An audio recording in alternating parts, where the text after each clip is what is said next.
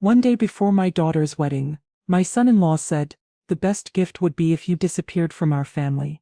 So I did exactly that. After selling their house and canceling their dream wedding, what I left in the empty house shocked them. Before we continue, I just want to say thank you for taking the time to hear my story. If you're comfortable, let me know where you're listening from and what time it is where you are. Now let me tell you my story. For 30 years my life was a symphony of blueprints and zoning regulations. As a senior city planner, I dealt in the quiet, methodical art of shaping the future. I saw the world in grids and master plans, in the elegant, unyielding logic of infrastructure and community. When my husband David passed away 10 years ago, leaving me with a substantial life insurance policy and a grief so vast it felt like a city of its own, I did the only thing I knew how to do. I made a plan, my focus, my entire world, narrowed to our only child, our brilliant and beautiful daughter Nia. She was my masterpiece, the project that mattered more than any bridge or bylaw. I saw her future as a city I could help build, a place of safety, beauty, and boundless opportunity. So I took that money, the legacy of my husband's quiet, hard-working life, and I made an investment not in the stock market, but directly in her. I bought a house, not a starter home but a real one. A beautiful light-filled craftsman in a good neighborhood with excellent schools. A house with a sprawling backyard and a majestic old oak tree that was perfect for a tire swing. It was a house for a future I saw so clearly, a future filled with the laughter of the grandchildren I hoped to one day have. I paid for it in cash, and when Nia graduated from college with her graphic design degree, I gave her the keys. "This is your home, sweetheart," I told her, my voice thick with an emotion I rarely allowed myself to show. "A foundation for you to build your life on." She had wept with gratitude, her arms wrapped around me in a fierce, loving embrace. The one crucial detail I kept to myself, a small act of a planner's prudence, was that the deed, the legal title to the property, remained securely in my name. It was not a lack of trust, it was a fail-safe, a final piece of structural support in the architecture of my love for her. I fully intended to sign it over to her on her wedding day, the ultimate gift, the final cornerstone to launch her new life. For 5 years that arrangement was a quiet, happy success. She met Lance, a man whose charm was as bright and polished as the luxury cars he sold for a living. I watched as she fell in love, and I supported her as I always had. When they got engaged, my quiet, supportive role transformed into that of a full-time and very generous benefactor. I threw myself into planning their dream wedding, a celebration I was determined would be as perfect and as beautiful as the future I had always envisioned for her. No expense was spared. I hired the best wedding planner in the city, a formidable and ruthlessly efficient woman named Miss Evelyn Reed. I booked the historic art gallery for the reception. I paid for the designer dress, the 5-star caterers, the 10-piece band. I was building another beautiful city, this one for a single perfect day, a day that was meant to be the culmination of all my hopes and dreams for my daughter. I was the quiet benefactor, the silent, steady hand guiding her towards a future of perfect, effortless happiness. I was so focused on the blueprint of her joy that I failed to see the rot that was beginning to eat away at its very foundation. The rot, of course, was Lance. He was a man who moved through the world with the easy, predatory confidence of a born salesman, a man whose charm was a carefully honed and highly effective weapon. He had swept my sweet, slightly naive Nia off her feet, and at first I had been cautiously optimistic. He made her happy, and that was, for a time, enough. But as the wedding approached, as my financial contributions became more and more substantial, I began to see a different and far uglier side of him. His gratitude was a thin, brittle veneer over a deep and seemingly endless well of entitlement. His respect for me was a performance, a brief theatrical display that would crumble the moment he was not getting exactly what he wanted. The signs were small at first, a series of subtle, dismissive comments and jokes that were designed to chip away at my authority and establish his own as the new man of the house. We were having one of our weekly dinners at their house, my house, a tense, performative affair where I pretended not to notice the way he treated me like a visiting and slightly inconvenient dignitary from a less important country. He started complaining about the color of the dining room walls, a soft, warm yellow I had chosen with Nia years before, a color that always reminded me of sunshine. "It's just so dated, isn't it?" he said, looking at Nia for validation, not at me. "As soon as we're married, we're going to have to gut this whole place.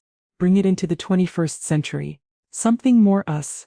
He was talking about my home, the home I owned, the home he was living in rent-free, as if it were already his to destroy and rebuild in his own superior image. Nia had just given a small nervous laugh and said nothing. Later that evening, he had made a joke about my old reliable sedan, the car I had been driving for the last 10 years. "Patricia, we have got to get you a new car," he'd said with a loud theatrical laugh that had made my skin crawl. "You can't be showing up to our parties in that thing. People will think we're not taking care of you properly." His concern was a perfectly aimed insult, a way of highlighting my modest lifestyle while simultaneously positioning himself as my generous and much-needed caretaker. He was framing my quiet, sensible life as a problem that he, with his superior taste and access to my money, would eventually have to solve. But his true contempt was reserved for my career, the very source of the wealth that was funding his extravagant life. As a retired city planner, I had spent my life in public service, a concept that was completely and fundamentally alien to a man like Lance, a man who measured his own worth and the worth of others in the size of his commission checks. "I just don't get it," he said one night, after a few glasses of the expensive wine I had bought. "You were in a position of power, you had all those connections at City Hall, you could have made millions in the private sector, consulting for developers, but you chose to waste it all on bike lanes and public parks." He said the words public parks with a sneer, as if it were the most pathetic, pointless thing he had ever heard. My daughter, my sweet, conflict-averse Nia, would just sit there through these slow, methodical humiliations, her expression a mask of pained, anxious silence. She would shoot me small, apologetic glances, her eyes pleading with me not to start a fight, not to rock the boat, not to jeopardize the fragile, glittering piece of her perfect impending wedding. And I, for her sake, for the love of the daughter I was so desperately afraid of losing, would simply smile, a quiet, serene smile that betrayed none of the cold gathering storm of my own anger and disgust. The week of the wedding was a flurry of last-minute and increasingly extravagant arrangements. The budget, a meticulously planned document I had drafted months before, had been stretched to its absolute limit. It was now being treated by Lance as a mere suggestion, a quaint, theoretical number that had no bearing on the glorious, ever-expanding reality of his dream wedding. Every day there was a new non-negotiable demand, a new, expensive flourish that he declared was essential to the perfect high-status event he was so desperately trying to create. It was in this final frantic week that my quiet, simmering unease about my future son-in-law finally crystallized into a cold, hard, and undeniable certainty. I was not just dealing with an arrogant, entitled young man. I was dealing with a predator, and he was in the final, exhilarating stages of a long and patient hunt. I was at the house, helping Nia with the seating arrangements, a task that was proving to be a logistical and political nightmare of hurt feelings and family alliances. Lance was on the phone in the next room, his voice a loud, booming declaration of his own importance. It was a call with the wedding planner, the formidable Miss Evelyn Reed, a woman whose services I was paying for at an astronomical hourly rate. I could hear Lance's end of the conversation, and his words were a stream of increasingly grandiose and expensive demands. "The champagne is not good enough, Evelyn," he was saying, his voice dripping with the condescending authority of a man who has never had to earn the money he is so casually spending.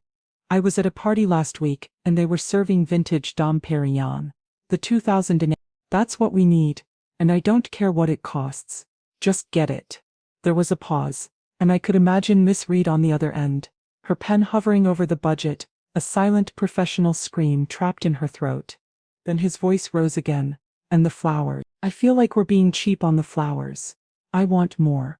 I want the entire altar covered in white orchids. A wall of them.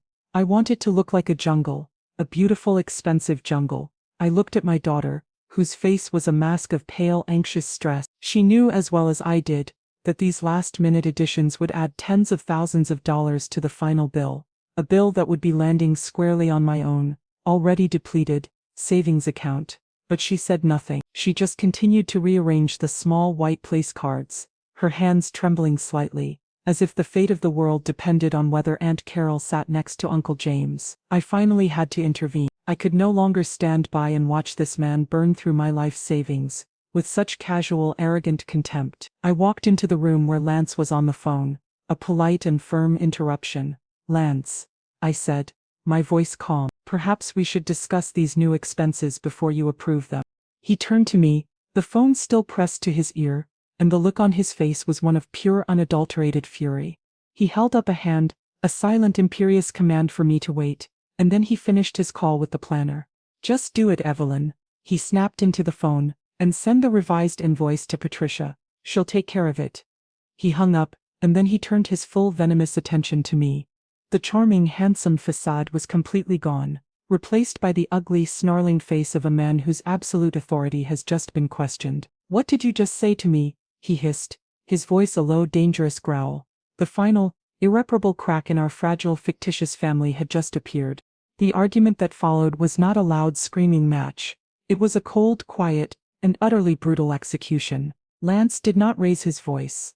He did not need to. His words were quiet, precise, and aimed with the deadly accuracy of a trained assassin who knows exactly where to strike. "Let me be perfectly clear, Patricia," he began, his voice a low, menacing purr, a sound that was far more harrowing than any shout. "This is my wedding, and it is Nia's wedding. It is not your wedding. You are not a partner in this. You are a sponsor, and your job, your only job, is to provide the funding and to remain silent.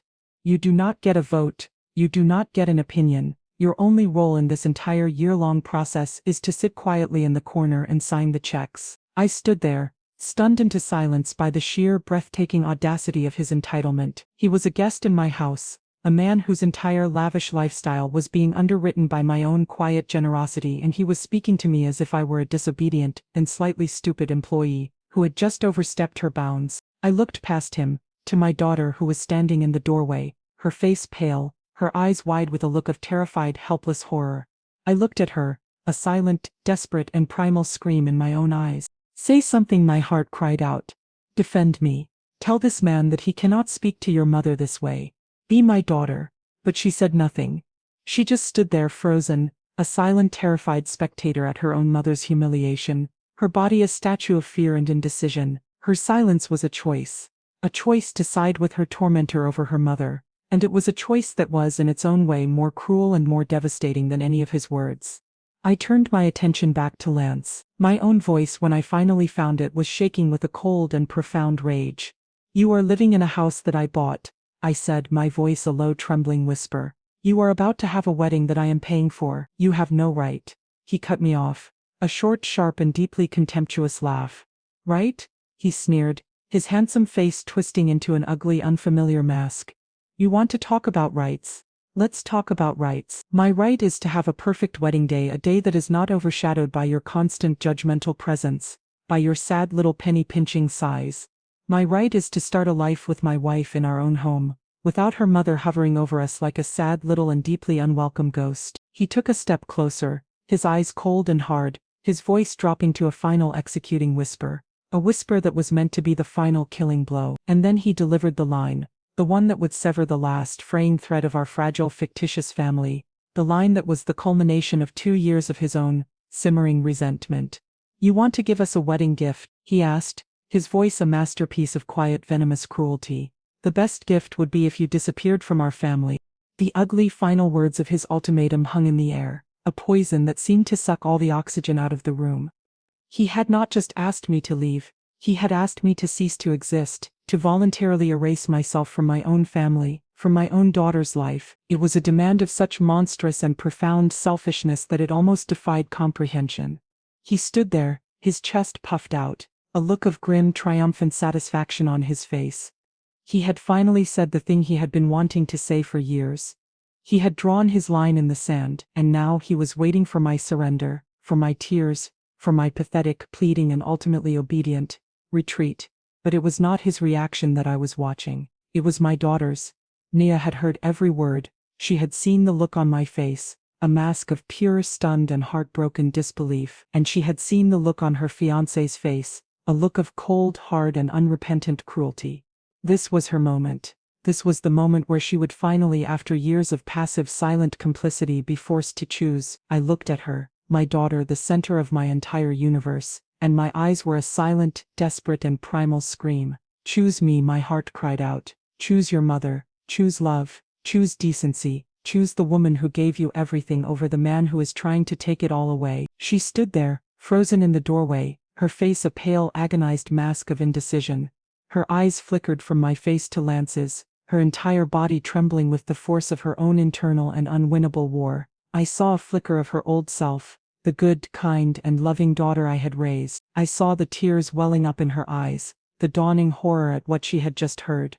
But then I saw her look at Lance, at his cold, hard and unyielding expression, an expression that silently promised a lifetime of anger and disapproval if she defied him, and I saw the fear in her eye, the fear of his anger, the fear of his disapproval.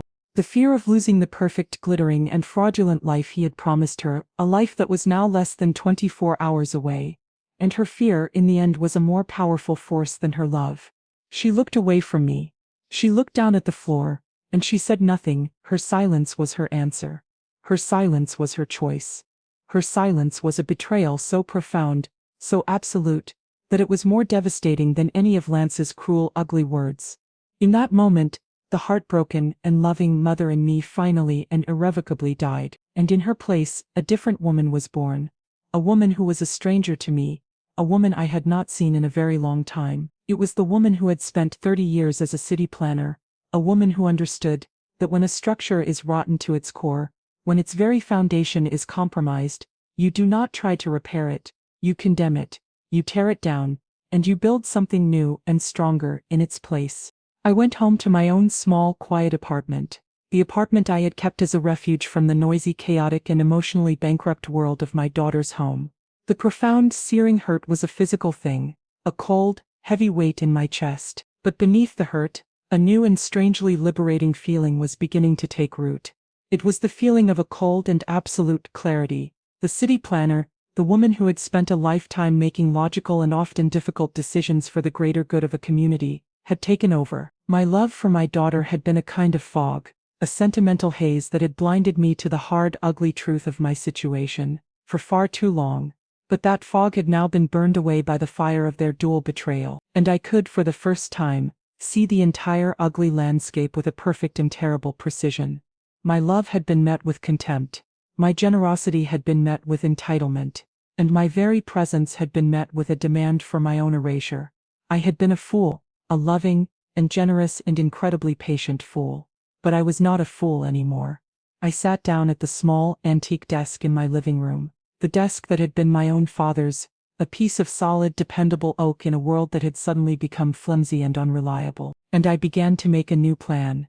It was not a plan for a city. It was a plan for a demolition. I did not cry. I did not rage. I simply worked, with the same quiet, methodical focus I had once brought to a complex zoning proposal, or a major infrastructure project. My mind was a cool, quiet and orderly space. The pain was still there, a deep, resonant ache in the background, but it was no longer the driving force. The driving force now was a cold and unyielding sense of justice. The justice of a planner who sees that a structure is unsafe and must, for the safety of everyone, be condemned. I spent the entire night on the phone, and on my computer executing my plan with a swift and surgical precision. I was a general and I was marshalling my forces, preparing for a dawn raid on an enemy that had no idea it was even at war. They thought I had retreated in shame. They thought they had won. They were, at that very moment, probably celebrating their victory, toasting their perfect mother-in-law-free future. They had no idea that their future, the one that I had so generously and so foolishly built for them, was, at that very moment, being systematically and irrevocably dismantled. I was not just going to disappear from their lives, as they had so generously suggested. I was going to disappear their lives. I was going to take back the very foundation upon which their arrogant and ungrateful world had been built. I was not just going to cancel the wedding. I was going to repossess their entire, fraudulent future. The sun was just beginning to rise, casting a pale, gray light into my small apartment, as I finished my work. The demolition was planned. The charges were set, and all that was left to do was to push the button. My first call at precisely 7:00 a.m. on what was supposed to have been my daughter's wedding day was to the wedding planner, Ms. Evelyn Reed. She was a woman of formidable and expensive competence, a woman whose loyalty I knew with a planner's certainty was not to the romantic dreams of the happy couple, but to the contractual obligations of the person who was signing her considerable checks. And that person was me. She answered the phone with a crisp, professional, and slightly harassed, "Good morning, Patricia. A beautiful if busy day for a wedding." "There has been a change of plans, Evelyn," I said, my voice as calm and as steady as a surgeon's hand. "The wedding is cancelled." There was a moment of stunned professional silence on the other end of the line. Ms. Reed was not a woman who was easily rattled, but I had clearly managed to surprise her.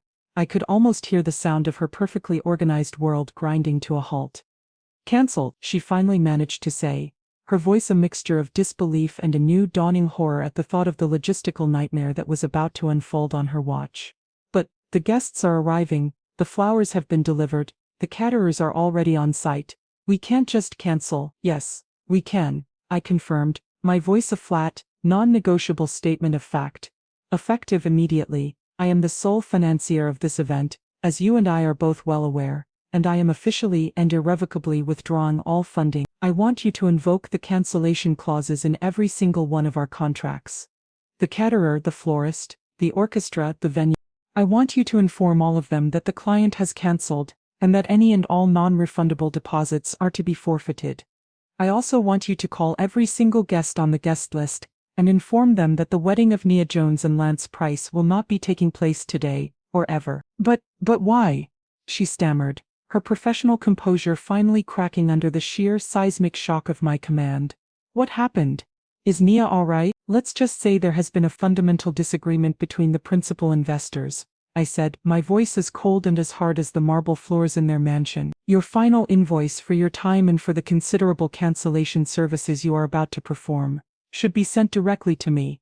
I will of course pay it in full. You have always been a consummate professional, Evelyn. I trust you will handle this final task with your usual efficiency. I hung up the phone, leaving her to deal with the chaotic and expensive fallout.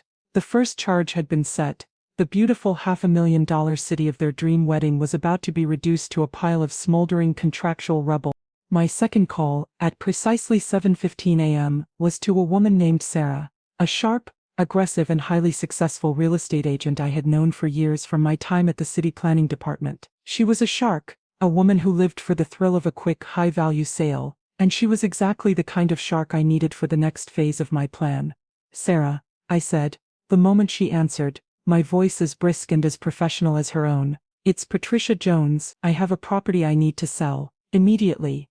Patricia, she said, her voice full of a warm professional enthusiasm that I knew was directly proportional to the size of the commission she was anticipating.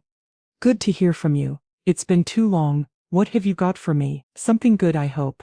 I gave her the address of the beautiful 4-bedroom craftsman house, the house that my daughter and her fiancé at this very moment were probably just waking up in, blissfully unaware of the financial earthquake that was about to swallow them whole. It's a prime property in a very desirable neighborhood, I said, my voice a flat, dispassionate recitation of the facts. 4 beds, 3 baths, fully renovated with a large landscaped yard. I want to list it for immediate sale.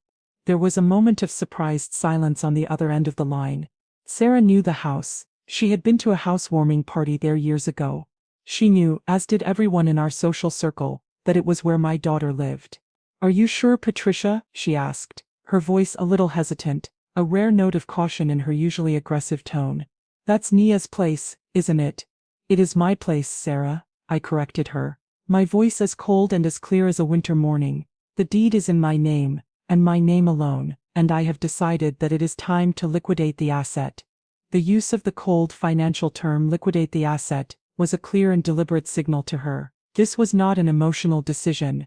This was a business transaction, and it was a transaction I wanted completed with speed and with absolute, unapologetic ruthlessness. Sarah, a woman who could smell a large commission a mile away, and who was also, I knew, no stranger to the messy and often highly profitable dramas of family disputes, did not ask any more questions. The brief flicker of personal concern was gone, replaced by the familiar predatory glint of the real estate shark. Consider it done, Patricia, she said, her voice now full of a new shark-like excitement. I'll have the listing agreement sent over to you for a digital signature within the hour. I've already got a half-dozen potential buyers who would kill for a property like that. How aggressive do you want to be with the pricing? I want it priced to move, I said. Yesterday, I love the way you think, Patricia, she said with a throaty laugh. And the sign, when do you want that to go up? I looked at the clock on my wall. It was almost 8. I want the for sale sign planted in the front yard by 9 o'clock this morning. I hung up the phone. The second charge had been set. The very foundation of their life, the beautiful solid ground beneath their feet, was about to be sold out from under them. The demolition was now officially and irrevocably underway. The morning of their reckoning began not with a bang but with a frantic and confusing whimper. Nia and Lance, on what was supposed to have been the happiest day of their lives, woke up not to the sound of celebratory champagne corks popping but to the insistent and increasingly frantic buzzing of their cell phones. The first call was from Nia's maid of honor, her voice a mixture of confusion and a deep-wounded concern. "Nia, what is going on? I just got a call from the wedding planner. A very cold, very professional call. She said the wedding is off. Is this a joke? Are you okay?" The second call was from Lance's best man, his voice full of an angry hungover disbelief. "Dude, what the hell? The limo company just called and said the reservation was cancelled because of a withdrawal of funds. What does that even mean? Is this some kind of prank? Because it's not funny." And then the floodgates opened. A torrent of calls and texts from guests, from family, from the caterer, from the photographer, from the band, all of them with the same unbelievable and deeply humiliating message. The wedding was cancelled. Their initial reaction was one of pure uncomprehending confusion. They thought it was a mistake, a prank, a logistical nightmare caused by an incompetent wedding planner. Lance, his face a mask of furious arrogant disbelief, immediately called Reed, ready to unleash the full force of his entitled rage upon her, but he did not get the chance. Reed, a woman who was, I am sure, taking a certain cold professional satisfaction in this particular task, informed him in a cool and utterly final tone that the wedding had been cancelled not by her but by the sole and exclusive financier of the event, Patricia Jones, and that all decisions, and all non-refundable deposits were final. He had been checkmated and he had no one to yell at. It was in the middle of this chaotic and rapidly escalating nightmare that they looked out their front window. There, on their perfect manicured lawn, a man was hammering a sign into the soft green earth. It was a large professional-looking sign, with a single devastating and world-altering phrase printed on it in bold red letters, "For sale." They stared at the sign, their minds struggling to process the impossible, surreal image before them. They were in a state of shock, their beautiful, perfect wedding day, their entire carefully constructed world, dissolving into a pile of chaos and confusion around them. And the architect of this beautiful and terrible demolition was my own, quiet and apparently not so powerless mother. The woman they had tried to disappear was, it turned out, the only person who had been holding their world together, and she had just, with 2 simple phone calls, let it all go. Their panic, which had been a slow simmering fire, now exploded into a full-blown 5-alarm inferno.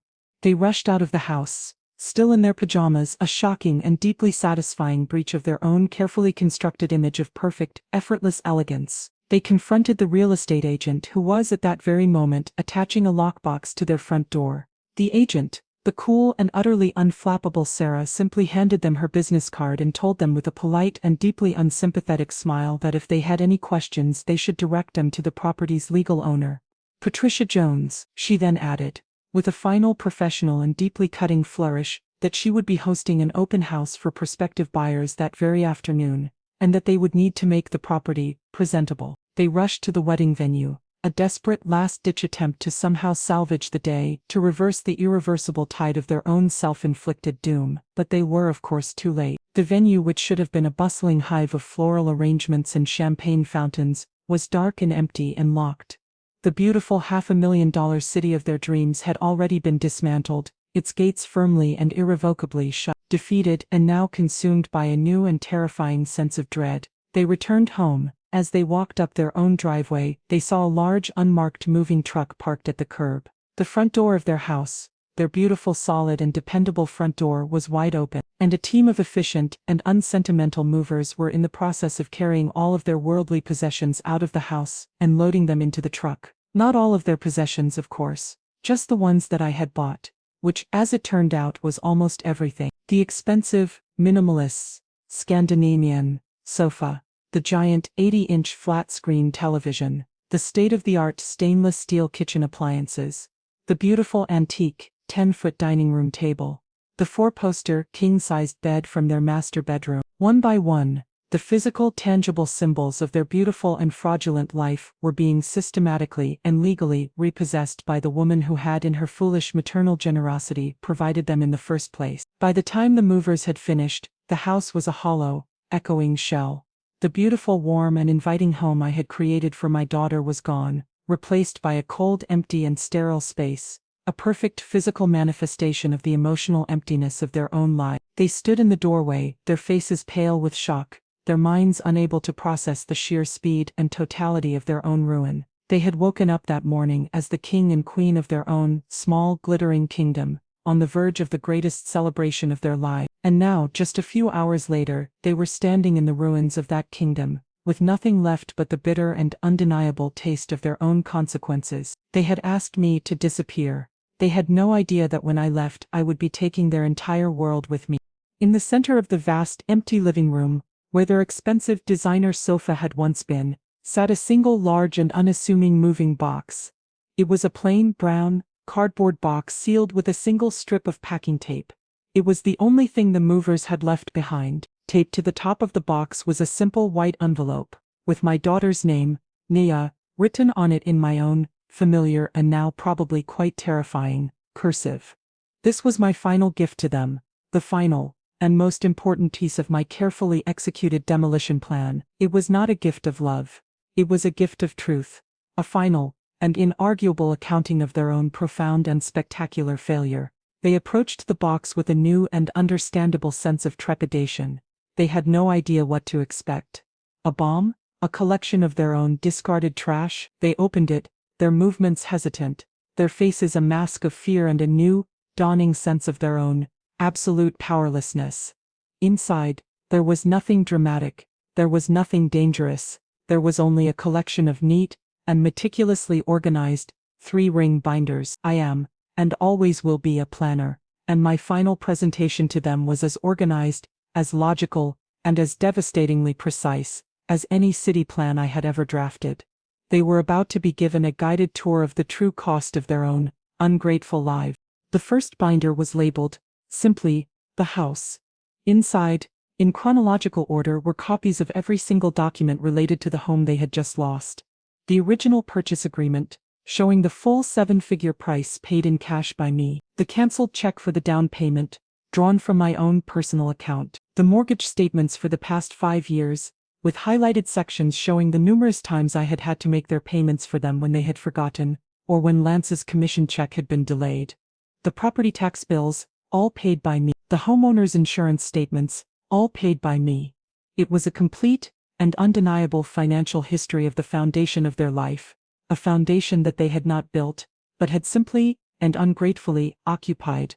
The second binder was labeled, The Life. It contained the receipts for every major purchase I had made for them over the years.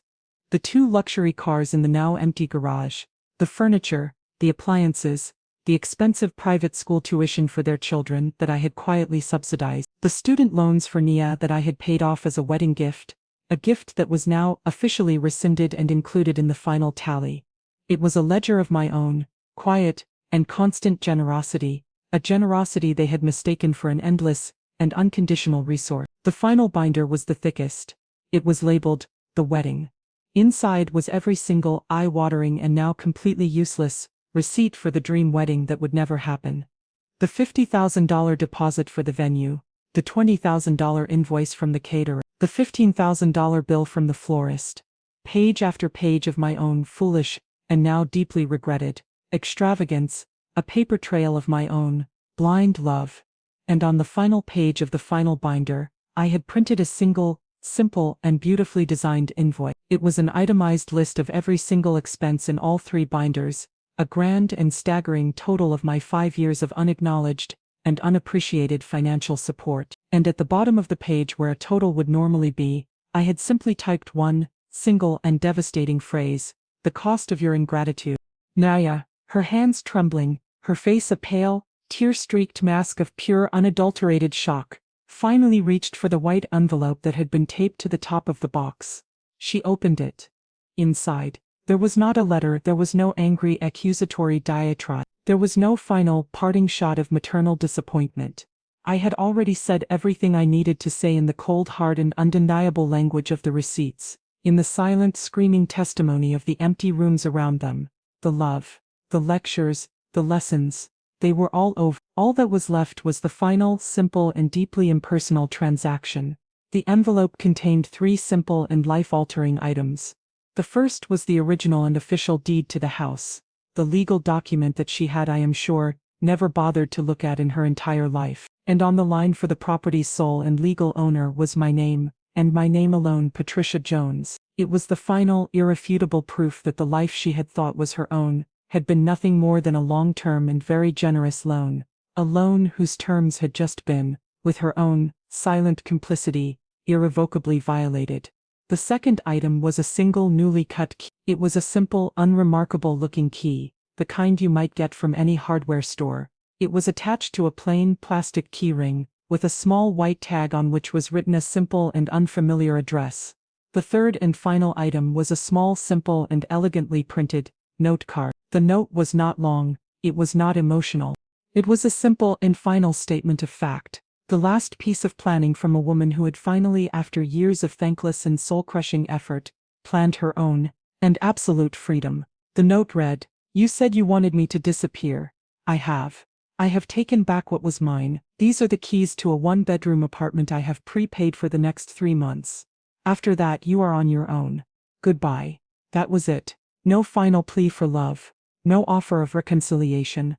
Just a simple and final transaction. I had given them a life, and they had, in their arrogance and their cruelty, thrown it away, and I was now, with a quiet and deeply satisfying sense of finality, simply taking it back. The key was not a gift of forgiveness, it was an act of severance, a final clean cut of the ties that had bound me to them for so long. I was not just closing a door on my old life, I was locking it, and I was finally and blessedly throwing away the key. The epilogue to this story is not about their ruin but about my own quiet and long overdue reconstruction. I did not keep track of their lives after that day. I heard, through the distant and now completely irrelevant whispers of the family grapevine, that Lance and Nia's relationship, a union that had been built on a foundation of my money and their shared shallow ambitions, did not survive the harsh, unforgiving climate of reality. He, a man who had only ever been attracted to the lifestyle she represented, a lifestyle she could no longer provide, had no interest in the woman who was now forced to work 2 jobs to pay the rent on a small, one-bedroom apartment. And she, her eyes finally and painfully open to the true, hollow nature of the man she had married, had no interest in the weak and entitled man he had revealed himself to be. Their beautiful and fraudulent love story ended, as it was always going to, in a messy and deeply pathetic divorce. I took no joy in this knowledge. I felt only a quiet and profound sense of sadness for the daughter I had lost, and a deep and abiding sense of peace in my own, hard-won freedom. The sale of the house, which had been the stage for so much of my own quiet suffering, brought a considerable and unexpected windfall, and I knew, with an absolute and joyful certainty, exactly what I was going to do with it. I was a city planner. I had spent my life building things for other people, for communities, for the greater good, and now, I was going to build something for myself. A legacy that had nothing to do with ungrateful children or entitled sons-in-law. A legacy that was built on a foundation of true and meaningful purpose. The final scene of this story takes place not in a mansion, not in a cramped and unhappy suburban home, but on a busy and hopeful construction site. I am standing there, in my sensible shoes and a brand new bright yellow hard hat, looking at the blueprints for my new and most important project. I have used the money from the sale of the house to fund the construction of a small and beautiful community of affordable, high-quality starter homes. It is a community designed for single mothers, a place where other women who are just starting out, women who are trying to build a life for their own children, can have what my own daughter had taken for granted, a safe and beautiful foundation upon which to build their own and independent lives. I am not just a benefactor, I am the project manager, the city planner, the woman who is, with her own 2 capable hands, building a new and better kind of legacy. I am finally and blessedly building a city of my own. Thanks for listening. Don't forget to subscribe and feel free to share your story in the comments. Your voice matters.